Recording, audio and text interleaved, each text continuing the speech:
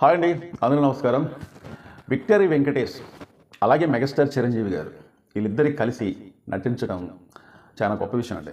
ఎందుకంటున్నానంటే వెంకటేష్ గారికి ప్రత్యేకమైన వీడియో చేద్దామన్న ఉద్దేశంతో, అంటే ఇంతవరకు ఈ సినిమా గురించి ఇటు వెంకటేష్ గారి గురించి, ఇటు చిరంజీవి గారి గురించి, అనిల్ రావిపూడి గారి గురించి కూడా కలిపి వీడియోలు చేశారు.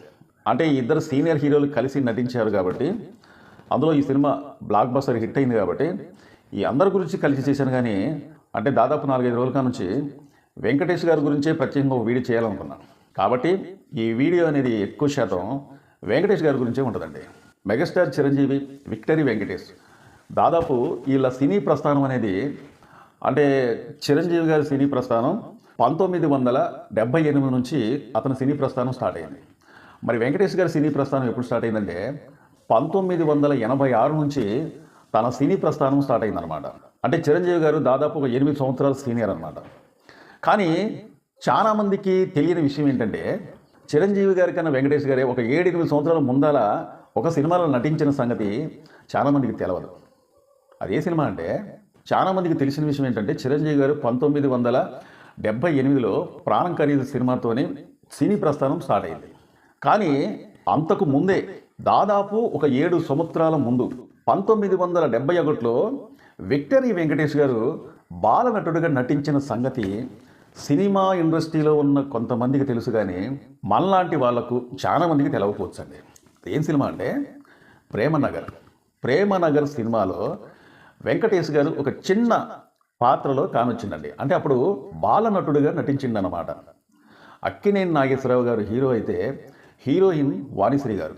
ఈ సినిమాలో ఒక చిన్న పాత్రలో వెంకటేష్ గారు నటించినారు. అంటే వెంకటేష్ గారు చిరంజీవి గారి కన్నా ఒక 7 సంవత్సరాల ముందాలే అతను సినిమాలో నటించిన సంగతి చాలామందికి తెలియదు. అయితే ప్రేమనగర్ సినిమాకి డి రామానాయుడు గారు నిర్మాతగా ఉండటం వల్ల నా కొడుకు కూడా, అప్పుడు డి రామానాయుడు గారి ఆలోచన ఏంటంటే వెంకటేష్ గారి చదువు సంధ్య ఇవన్నీ పూర్తి చేసుకున్న తర్వాత ఎప్పటికైనా కానీ ఒక సినిమా హీరోని చేద్దామని డి రామానాయుడు గారికి ఉండేది.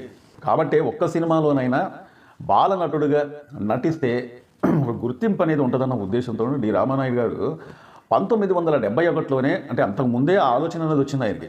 అందుకనే అతను నిర్మిస్తున్న సినిమాలో ప్రేమనగర్ సినిమాలో బాలనటుడిగా ఒక పాత్ర అనేది వెంకటేష్ గారికి ఇచ్చి మరీ చేయించారండి.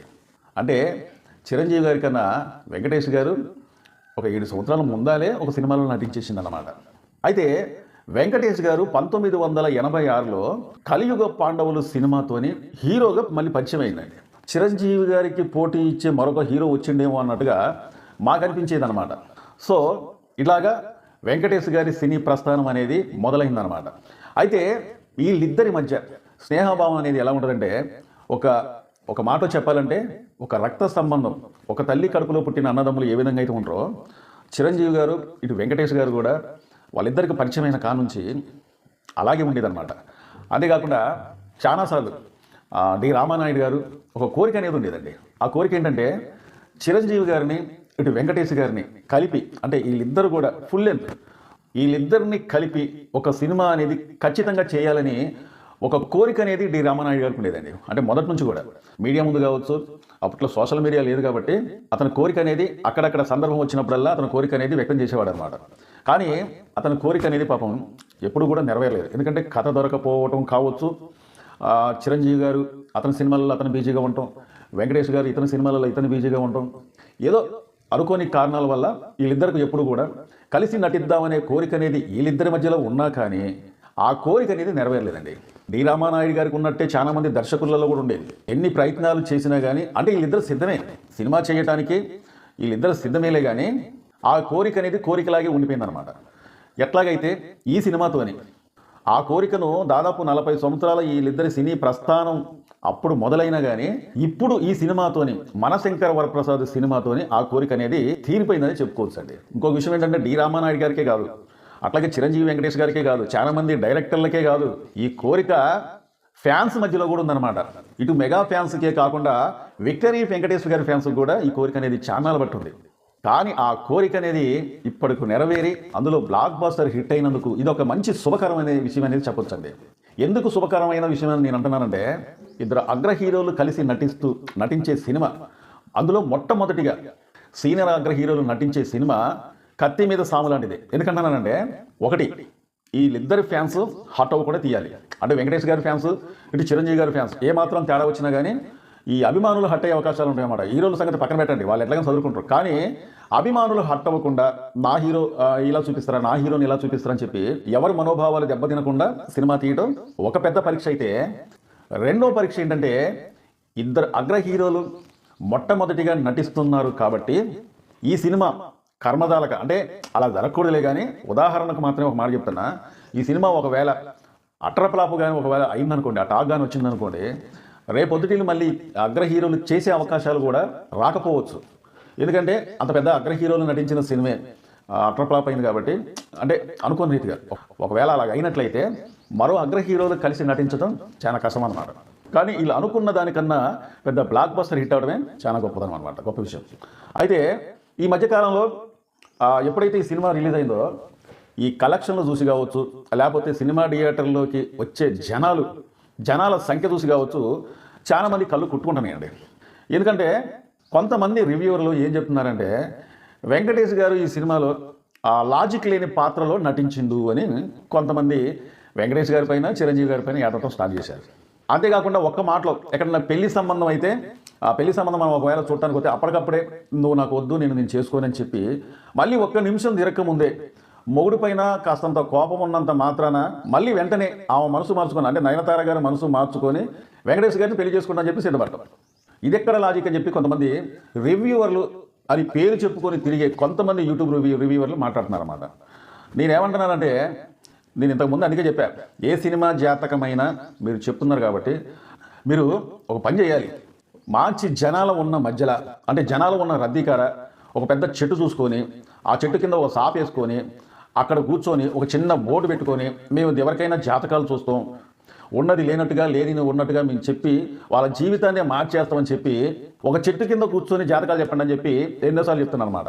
కానీ పాపం నా మాట వింటారు చాలామంది. అయితే నేనేమంటున్నానంటే, ఏ సినిమా అయినా సరే లాజిక్ ఎత్తకూడదు. మనం లాజిక్కే ఒకవేళ ఎతికినట్లయితే ఏ సినిమా అయినా సరే ఎన్నో బొక్కలు దొరుకుతాయి. అసలు లాజిక్ అనేది లేకుండా నడిచేదే సినిమాని మనం సినిమా పరంగా చూడాలి. అంతేగాని ఇలాంటి రివ్యూవర్ల వల్ల మీరు ఎన్ని ప్రయత్నాలు చేయండి, ఈ సినిమాకి జనాలు రాకుండా ఉండాలని చెప్పి మీ ఇష్టం ఎన్ని ప్రయత్నాలు చేసినా మీ చేయి దాడిపోయింది. ఎందుకంటే ప్రేక్షకుల మధ్య, అభిమానుల మధ్య ఒక టాక్ అనేది వెళ్ళిపోయింది.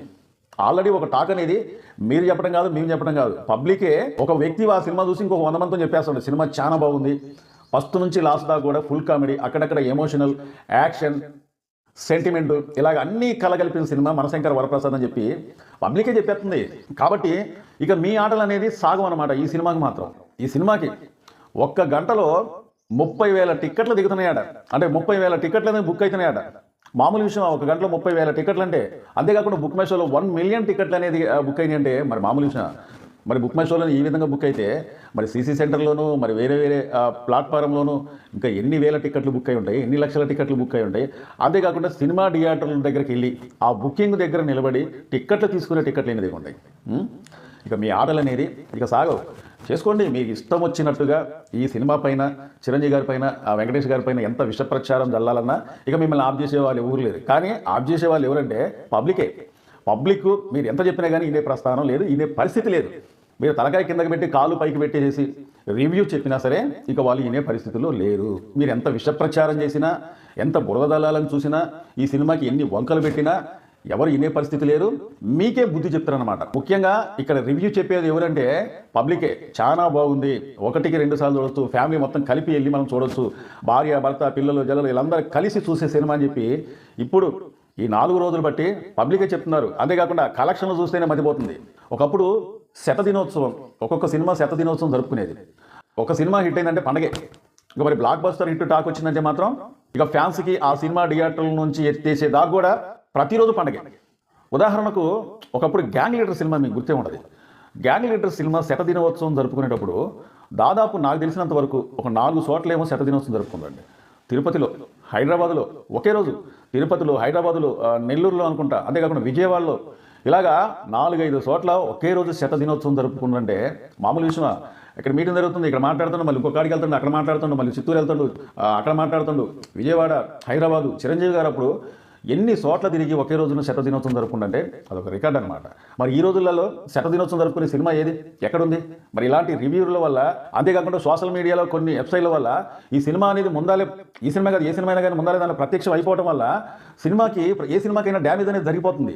అంతేకాకుండా ఇలాంటి రివ్యూలు ఇచ్చి చాలా మందిని నమ్మించే ప్రయత్నం చేస్తూ ఉంటే సినిమా, ప్రతి ఒక్క సినిమా కూడా బలైపోవడానికి అవకాశాలు అనేది ఎక్కువగా కనిపిస్తున్నాయి అనమాట. నిన్న సంక్రాంతి సందర్భంగా వాళ్ళు, అంటే ఆ సినిమా టీం మొత్తం కలిపి ఒక వీడియో అనేది చేశారు. ఆ వీడియోలో ప్రతి ఒక్క ప్రేక్షక అభిమానులకి ఒక మంచి మెసేజ్ అనేది ఇచ్చారనమాట. వాళ్ళు ఎంత సరదాగా కూర్చొని ముచ్చటిస్తూ మాట్లాడుతూ, డైరెక్టర్, నిర్మాత, అంతేకాకుండా వెంకటేష్ గారు, చిరంజీవి గారు, ముందు వెంకటేష్ గారు ప్రధాన పాత్రలో ఉండి ఏదైనా సినిమా తీసినట్లయితే, చిరంజీవి గారికి ఏదైనా పాత్ర ఉన్నట్లయితే నేను వెంకటేష్ గారి కోసం ఆ సినిమా చేసి పెడతానని చెప్పి చిరంజీవి గారు సొంతగా ప్రకటించిందండి. ఇది సినిమా ఇండస్ట్రీకి కావాల్సింది.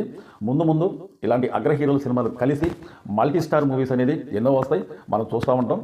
మల్టీ స్టార్ మూవీస్ ఏ సినిమా వచ్చినా కానీ సినిమా అనేది ఖచ్చితంగా బ్లాక్ బస్టర్ హిట్ అనేది పక్కా అవుతుంది. చాలా మంది మా వీడియో చూస్తున్నారు కానీ సబ్స్క్రైబ్ చేసుకోకుండా చూస్తున్నారంటే దయచేసి మీరు మమ్మల్ని సబ్స్క్రైబ్ చేసుకుంటే మమ్మల్ని ఎంకరేజ్ చేసేందుగా ఈ వీడియోపై ఒక లైక్ చేయండి. మీ అమూల్యమైన కామెంట్ తెలుపుతారని చెప్పి కోరుకుంటూ, మా వీడియో నచ్చితే సబ్స్క్రైబ్ చేసుకోండి. మరో మంచి వీడియోతో మళ్ళీ మేము ముందుకు వస్తాం. Thank you.